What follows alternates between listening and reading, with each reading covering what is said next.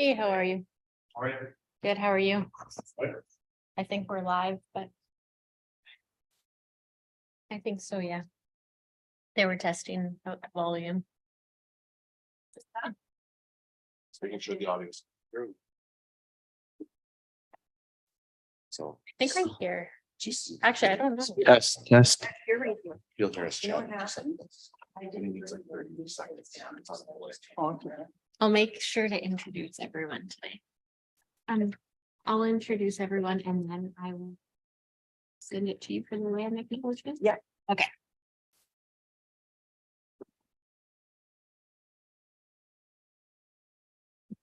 So. Good.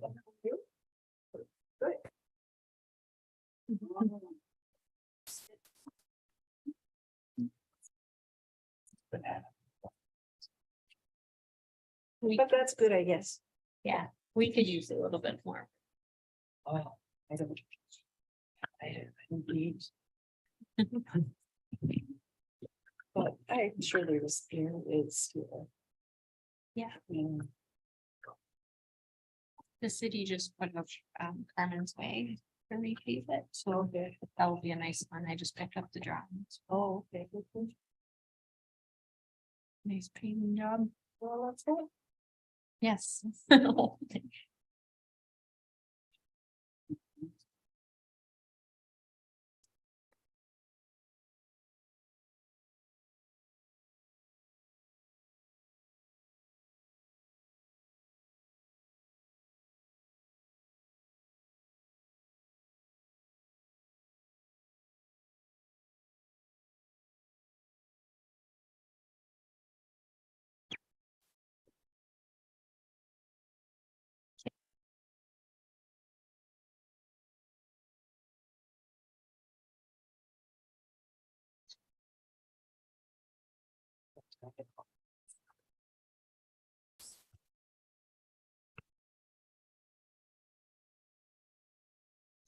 Conference.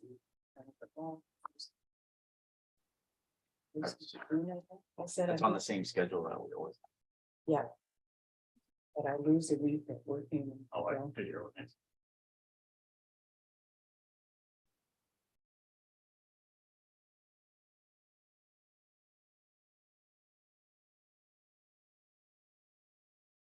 Trying to organize a meeting. A special. Oh, meeting, yeah. You know that special. Yep. meeting? Finally got a date that worked for everybody. So I wasn't gonna. Oh, be no. there.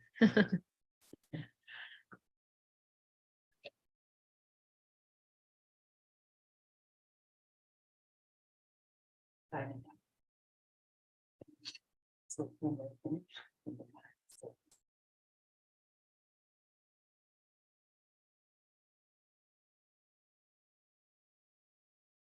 Pretty learn something. Just what I remembered before.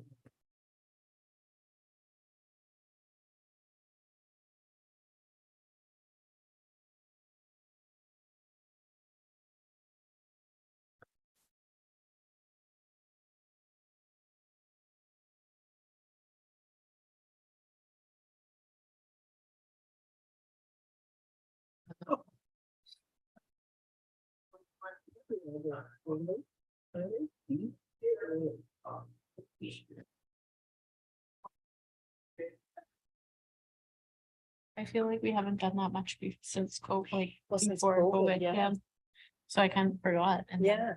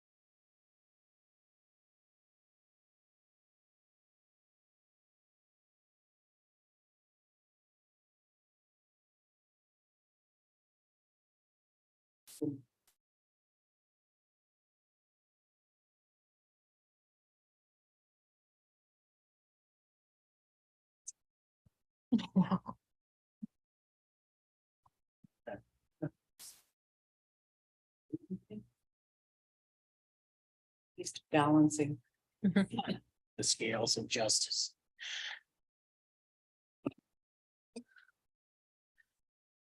Okay, I'd like to call the meeting to order at 2:02 PM. And hi, everyone. I'd like to welcome you all to the Committee of Adjustment meeting. I am Melinda McGregor, your chair. And to my right, we have Frank Bruni. And to my left, we have Anthony Ross. And they are both committee members. And here we have Michelle Kelly, our secretary, treasurer, and we have Nick, our planning department representative. And Michelle. Okay, so we'll start our meeting off with a land acknowledgement. I acknowledge with respect that we are in Robinson Huron Treaty Territory, that the land on which we are gathered is the traditional territory of the Anishinaabe and known as Bawating. Bawating is the home of Garden River First Nation, Batchewana First Nation, and the historic Sault Ste. Marie Métis Council. And Madam Chair, if we could move along, I need a motion for the minutes. Okay, could I get a motion for the minutes from last meeting? Okay, Frank, We can have a mover and a seconder because Move there's two and- here. will second, and all in favor? Thank you. Madam Chair, I've not had a disclosure of any pecuniary interest. Is there any to declare? Seeing none, we'll record none. Well, the next matter on our agenda is usually a request for withdrawal or deferral from the gallery for any of the applications today. There is a deferral for an application that was to be heard today, and that would be tab 1 on your agenda. That's application A723, an application from Joseph Wright, civic number 47 Berkshire Place, and they're requesting a further deferral, a sine die. There are motions in place or ongoing to address this and perhaps not have to come back before the committee. So I would like a motion for that. Okay, can I get a motion? Anthony, Motion, yep. okay, to approve that? Approve, yes. Okay, great. And a second? Okay, thank you. And all in favor? Thank you. So we can move right to item 2 on the agenda. And that would be an application A923, an application from Nicholas Posabon. The subject property is 1308 Second Line West. And I'll just mention to the people in the gallery, if you wish to speak to your application, we ask that you come down to the podium and speak into the mic. You may not have anything to say, but you'll be given the opportunity if there's something you want to say. Again, it's 1308 Second Line West, and Nicholas Posabon is here representing his application. The property is located on the northwest corner of Second Line West and Bruce Road. It is designated rural area in the official plan and is zoned R1 estate residential. In accordance with section 45(1) or 2 of the Planning Act as applies, relief is requested from the provisions of bylaw 2005-150 as amended by reducing the rear yard setback and the north exterior side yard setback to facilitate the construction of a 7.32 meter by 7.32 meter detached garage. Specifically, sections 9.5.3.1 and 9.5.2 of the zoning bylaw requires a minimum rear yard of 10 meters. The applicant seeks to reduce the rear yard requirement to 3.6 meters. It also requires a minimum exterior side yard of 9 meters, again, seeking to reduce the exterior side yard to 5.5 meters. Notice of public hearing was sent by personal mail to neighboring properties by posting a sign on site and by posting on the city website. And I've had no input from any of that correspondence. And I know that there's no one in the gallery other than Mr. Posabon with respect to the application. As part of the application review, this proposal was circulated to internal departments and external agencies for their review. Building, planning, engineering, legal, PUC, public works, the Conservation Authority, and Algoma Public Health had no concerns. Fire Services and Bell Canada did not respond. Engineering staff wished to remind the applicant that drainage must be directed away from adjacent private property. Sault Ste. Marie Region Conservation Authority advised that the subject property is located in an area under their jurisdiction.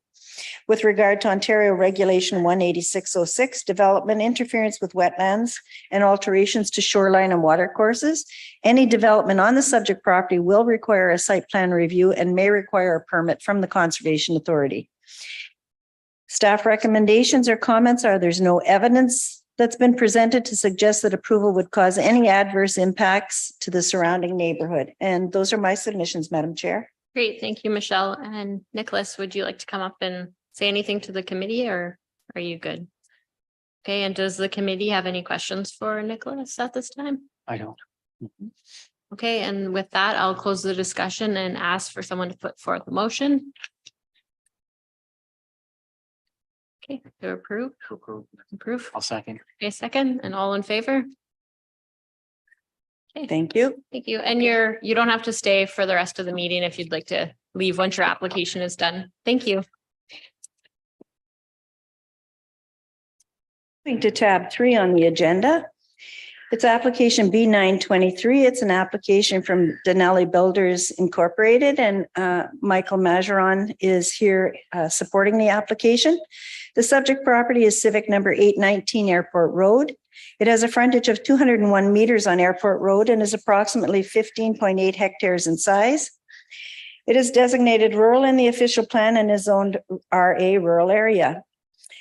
The applicant is seeking the committee's consent to sever 2 parcels from the subject property, both to front on Airport Road. The proposed lot configuration at the end of the day is the retained land will have a frontage of 67 meters, a depth of 789 meters, or an area of 5.3 hectares, and it's shown and illustrated on your diagram as lot 1. Both severed parcels will be the same size, 67 meters, 789 meter depth, 5.3 hectares, shown as lots 2 and 3. All 3 parcels exceed the minimum zone requirements. The intent of the application is to create 2 additional rural area lots for future development purposes. Again, notice of public hearing was sent by personal mail to neighboring properties by posting a sign on site and by posting on the city website. And I had no response from that circulation, and there is no one in the gallery other than the applicant. As part of the application review, this proposal was circulated to internal departments and external agencies for their review. Building, planning, legal, engineering, PUC, Public Works, Sault Ste. Marie Conservation Authority, and Bell Canada Right-of-Way had no comment or concerns. Algoma Public Health did not respond. Planning staff advised that the subject property is located in a wetland and under the jurisdiction of the Sault Ste. Marie Conservation Authority. Sault Ste. Marie Conservation Authority advised that the subject property is located in an area under the jurisdiction of the Conservation Authority with regard to Ontario Regulation 17606 development, interference with wetlands, and alterations to shoreline and water courses. Any development on the subject property will require a permit from the Conservation Authority. Considerations for the committee to ponder. There's no objections to the request. Conditions to be applied but not limited to any approval are payment of parks levy, provision of registered survey plans, payment of certificate fees, provision of applicable transfer documents, discharge or partial discharge of charge or mortgage, payment of municipal taxes, compliance with zoning bylaw provisions, and approval from the Algoma Public Health. And those are my submissions, Madam Chair. And again, it's Michael Majoron in the gallery. Thank you, Michelle. And Michael, would you like to come up and say anything to the committee? Does the committee member do you have any questions or concerns? None, either. Okay. Okay, well, we'll close the discussion then, and I'll ask for someone to put. I'll move for the approval of the application with the stipulated conditions. Okay, approval with conditions and second. Second. Thank you. And all in favor? Thank you. Thank you. Thank you.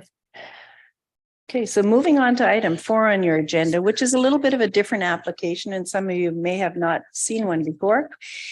It's application B1023.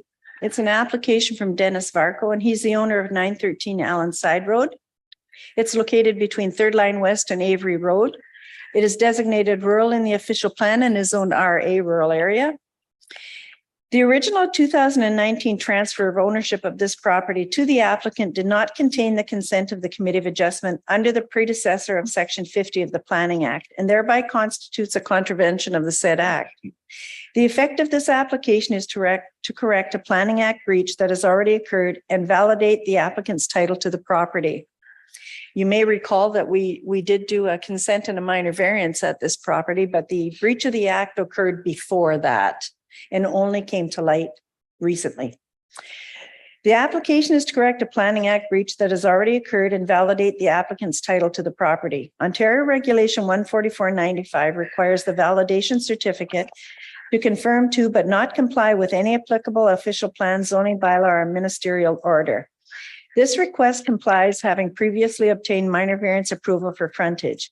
Without the ability to obtain a validation certificate, the applicant would be required to apply for a consent to resever the property. The end result would be the same. The question of unnecessary cost, legal nonconformity with applicable zoning, the burden of addressing an inadvertent error, and fairness should be considered in assessing whether the committee should grant a validation certificate.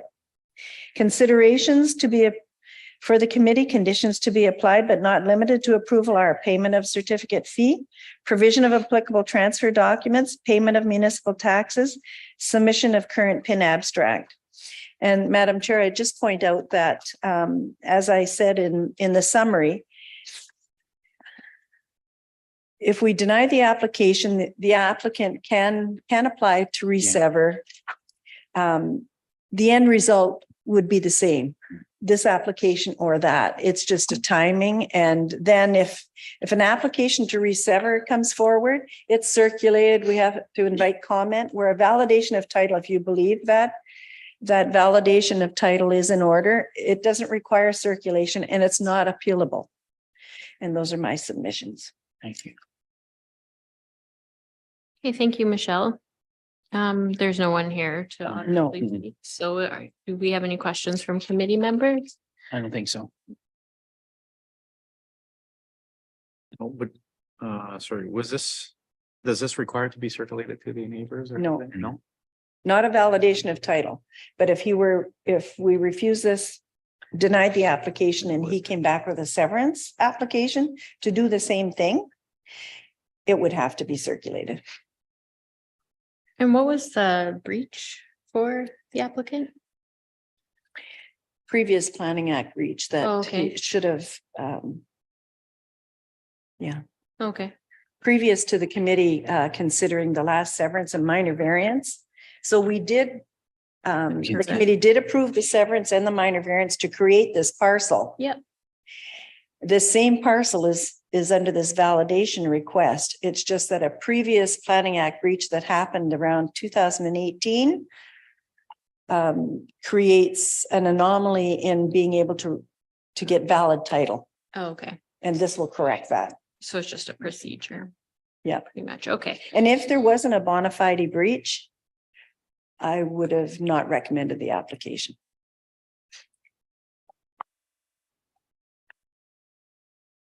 Okay, I guess I can close the discussion. Does anyone else have any questions for No Michelle? comments, no. No? Then I will close the discussion and ask for a motion. Put forward the motion for approval with the conditions as noted. Okay, thank you, Frank. I'll second. Second, Anthony. And all in favor? You. Motion passed. Thank you. And Madam Chair, that's the end of the matters on our agenda. If I could have a motion for adjournment. Okay, and now can I get a motion for adjournment? Motion for adjournment. Thank you. Second, Second. perfect, and all in favor? Right, meeting adjourned. And it's Snag lives.